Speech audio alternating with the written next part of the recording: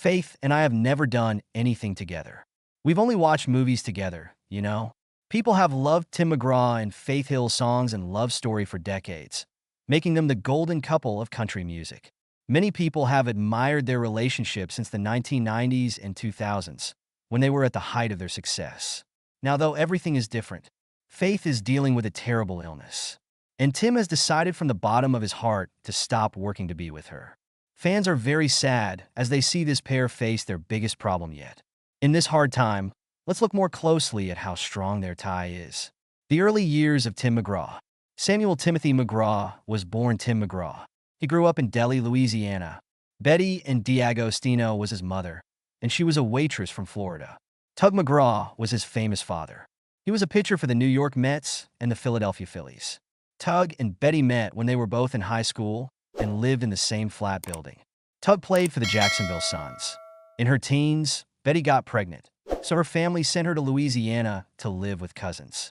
As a child, Tim thought that his stepfather Horace Smith was his real father. He even went by the last name Smith, but when he was 11, everything changed. It was for school that he found his birth certificate in his mom's closet. That's when he found out Tug McGraw was his real father. Because of this, Betty put Tim and Tug together for the first time. Tim wasn't really Tug's son at first, and he lied about it for 7 years. But they got along again when Tim turned 18. They became very close and stayed that way until Tug's death in 2004. Tim loved sports even before he knew what his real father did for a living.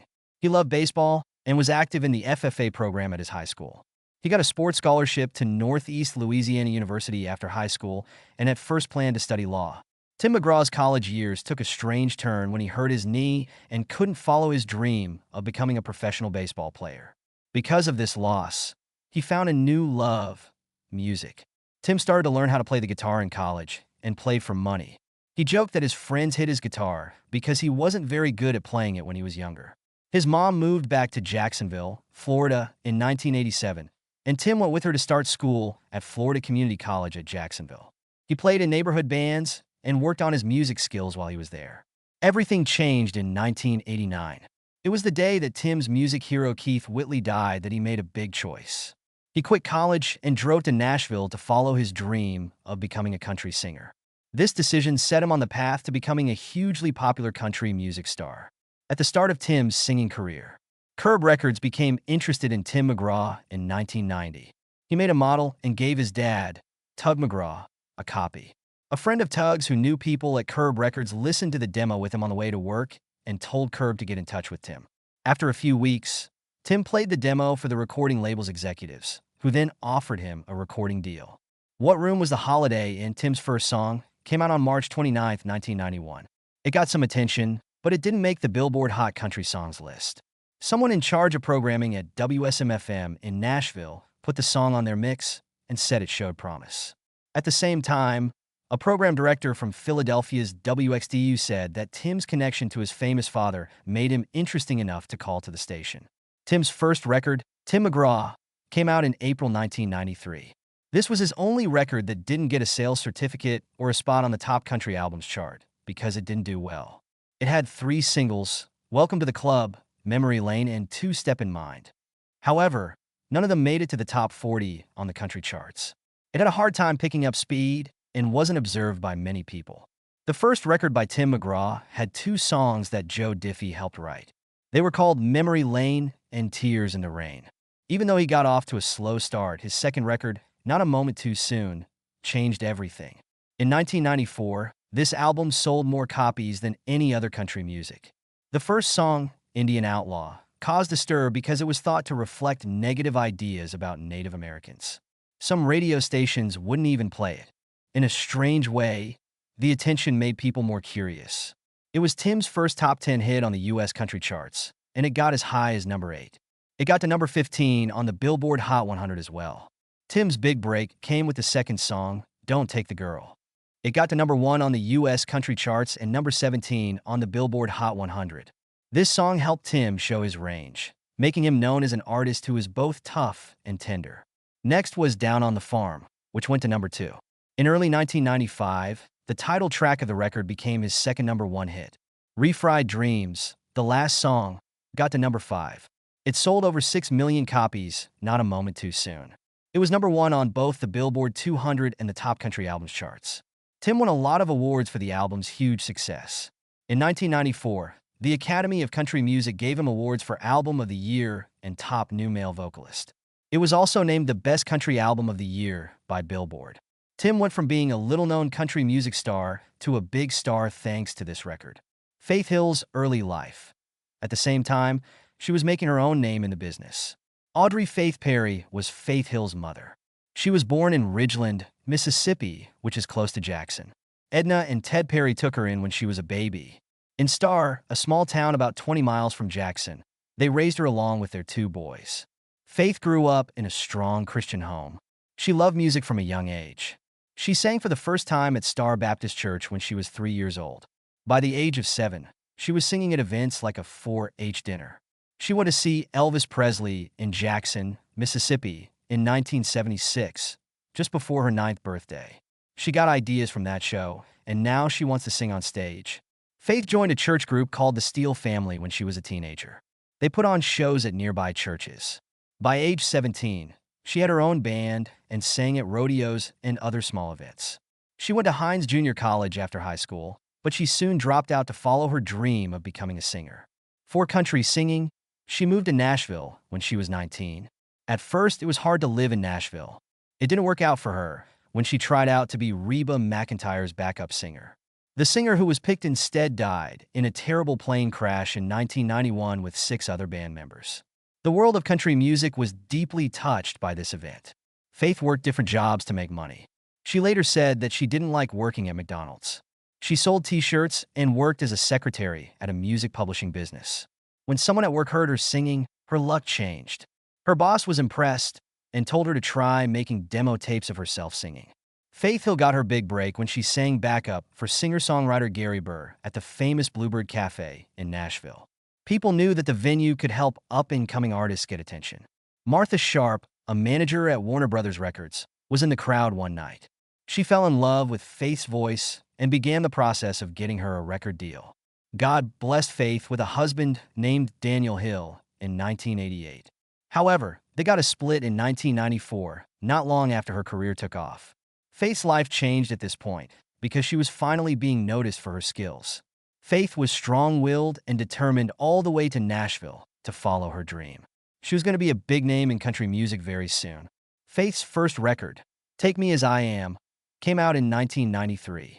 It was a big hit right away. Her country song, Wild One, shot to the top of the Billboard lists. Faith was the first female country artist in 30 years to stay at #1 for 4 weeks in a row in 1994. This was a huge accomplishment for a new artist. In the same year, her version of Piece of My Heart also went to the top of the country lists.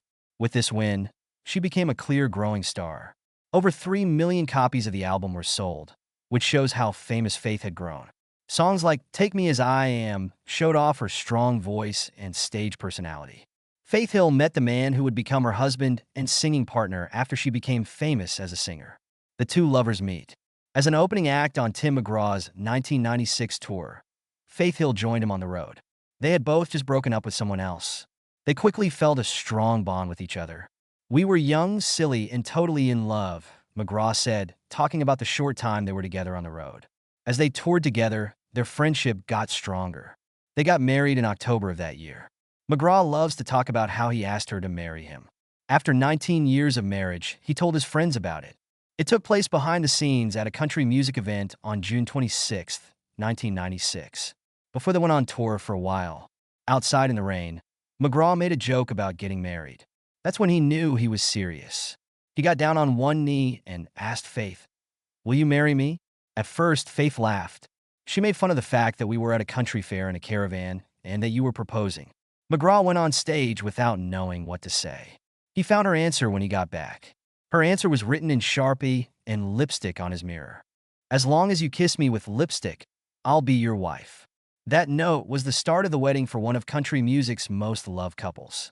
Everyone was shocked when Faith Hill and Tim McGraw planned a wedding that no one saw coming.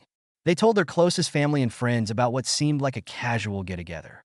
The invitation talked about a softball game and a show in Rayville, Louisiana, which is where McGraw grew up.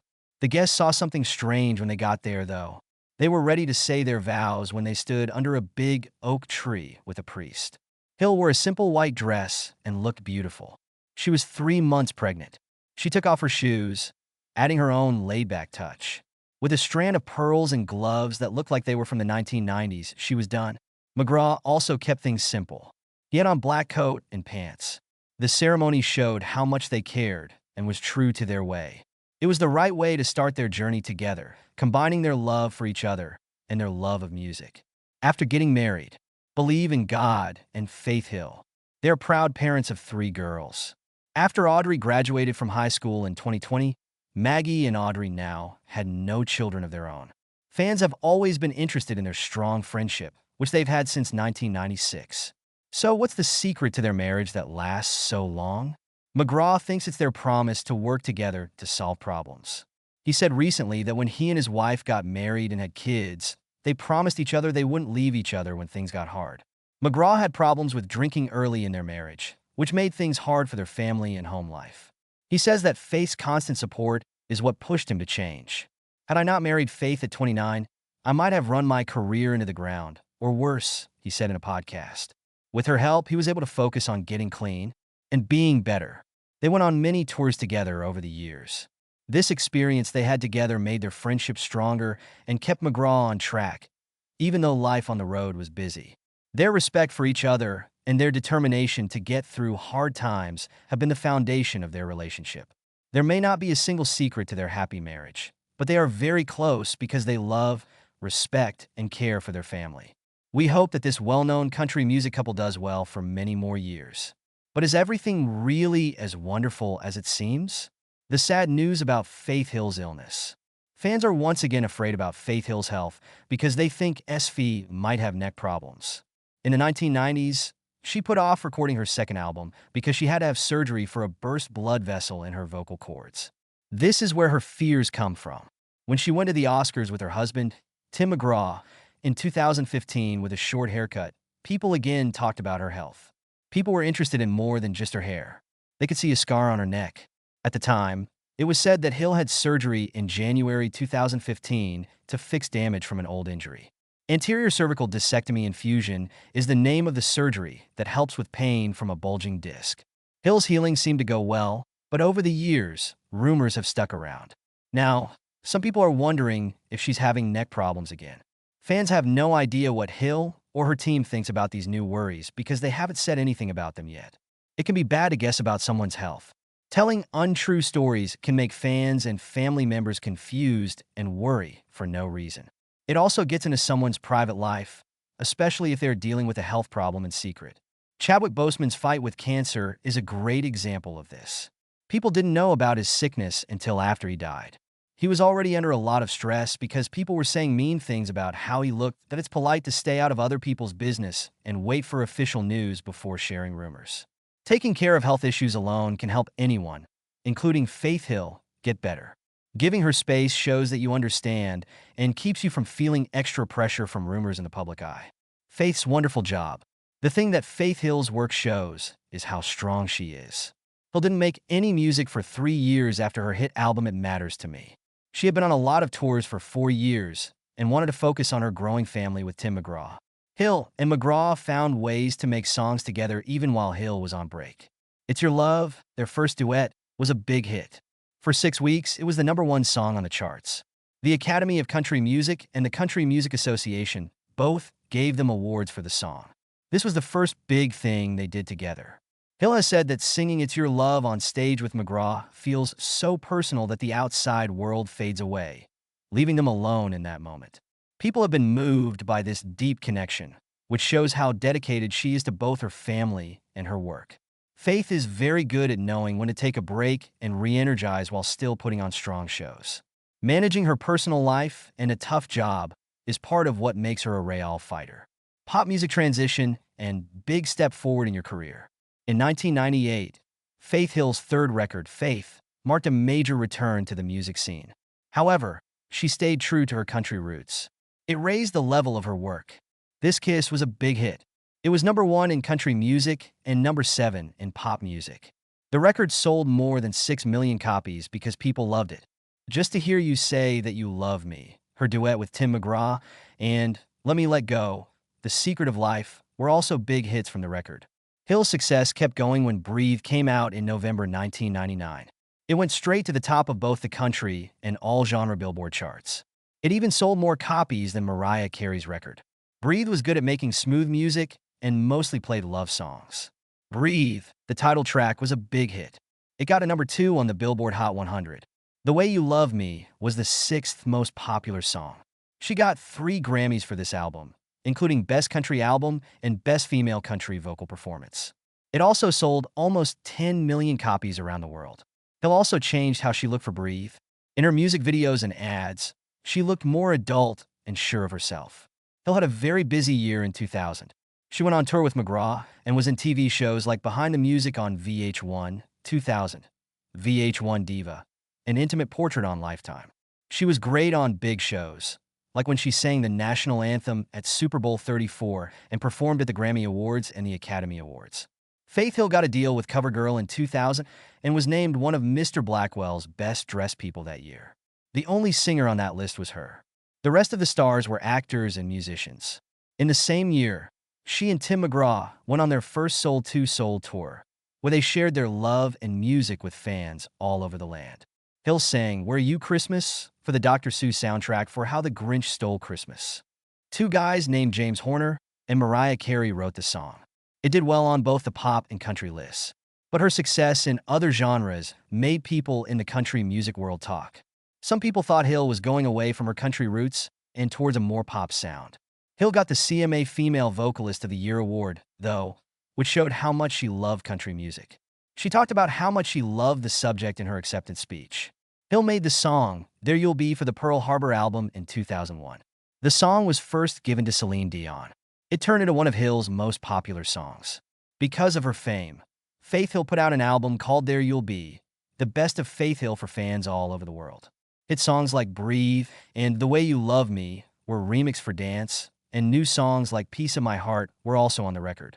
Hill was nominated for both a Grammy and an Academy Award for There You'll Be.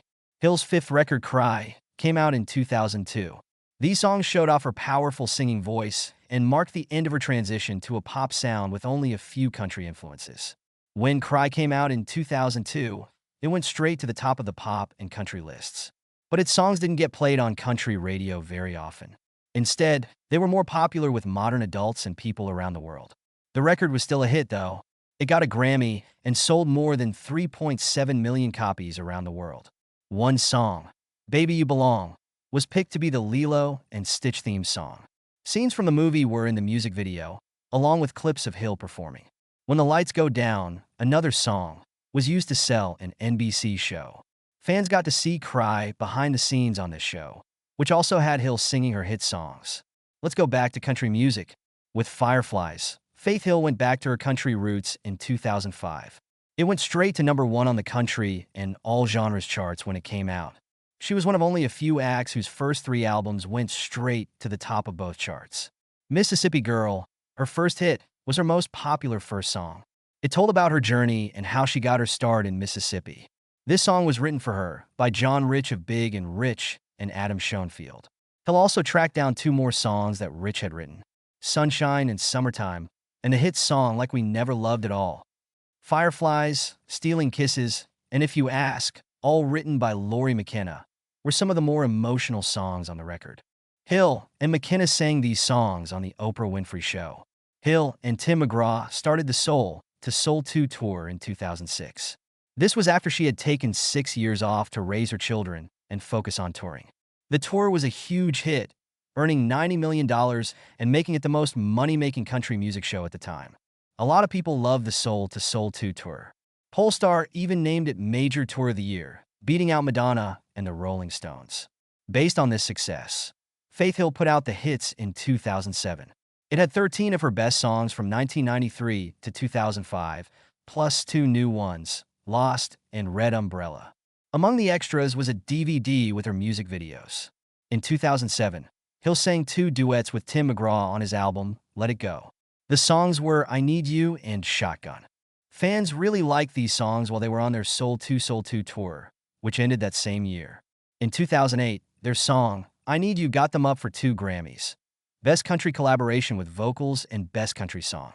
In the same year, Hill took over for Pink as the voice of NBC's Sunday Night Football. Up until 2013, she sang the show's opening song, adding her strong voice to the joy of football season. Hill's fame grew even more when she put out her first Christmas record, Joy to the World, in 2008. It was a hit, and her song, A Baby Changes Everything, went to #1 on the Billboard Adult Contemporary chart. Hill had another big moment in 2009 when she sang America the Beautiful at the pre-game show for Super Bowl 43. At the Rock and Roll Hall of Fame, she sang The Winner Takes It All by ABBA. At the White House, she sang The Long and Winding Road for a tribute to Paul McCartney, and President Obama was there. In 2010, Hill added her husband Tim McGraw to the country movie music with the song Give In To Me. She also sang Love Is the Foundation on a record honoring Loretta Lynn. During that year, Ryan Tedder wrote the song All I Ever Wanted for the movie Life as We Know It. She sang on it. It was played in the movie's ads and at the end. Faith Hill's music business stayed strong through the 2000s and into the 2000s and 20s. She went back to the studio in 2011. Breen O'Brien, who has worked with Bruce Springsteen and Pearl Jam, and Brian Kennedy, a song producer, were her co-workers. Hill did not want her new record to fake or hide who she was or where she was in life. She worked hard to make it real and important. Fans got a sneak peek at the new project when she performed Come Home at the CMA Awards in November 2011. It was a cover of a song by One Republic. At the CMA Music Festival in 2012, she sang 2 new songs, Illusion and Overrated. Fans were excited and thought the record was ready, but Hill wouldn't say when it would be out. In the same year, she put out another song and music video called American Heart. Fans were interested and waited for the full album, but it never came out. Hill and her husband, Tim McGraw, also did a lot of shows. They went to Australia in 2012 for their Soul to Soul tour. From December 2012 to April 2014, they did shows together at the Venetian in Las Vegas as part of a series. The success of the show showed how well they get along and how much they love being on stage. Girl Crush was a strong song that Hill and Little Big Town sang together at the 2015 Billboard Music Awards. Fans thought of how strong she was in country music. The following year, she recorded a song called Forever Country with 29 other acts to honor the 50th anniversary of the CMA Awards. It put together well-known songs like Take Me Home, Country Roads, and I Will Always Love You, showing how Hill changed the world of country music for good. In 2016, Faith Hill and Tim McGraw told each other some great news. They told everyone about Soul to Soul, the World Tour 2017. It began in New Orleans and later expanded to shows in Europe in 2018 as part of the Sea to Sea Country to Country Festival. Hill put out deep tracks around this time. It was a special record with her favorite songs from before. There were also songs on it that hadn't been out before. She had a lot of different kinds of music on this, her last record with Warner Brothers Records. They did something big in February 2017 when they signed with Sony Music Nashville. Because of this deal, new projects can be done alone or with other people. Soon after, they put out the first song from their joint album, The Rest of Our Life, in November 2017. It was called Speak to a Girl. They were honored at the Country Music Hall of Fame and Museum with a show called Mississippi Woman, Louisiana Man. It showed how they changed and left their mark on country music. There have been many ups and downs in Faith Hill's work. Her deep love for country music and her roots in Mississippi come together in every record and show she does. And how she can connect with people. She will always be known for this in the music world.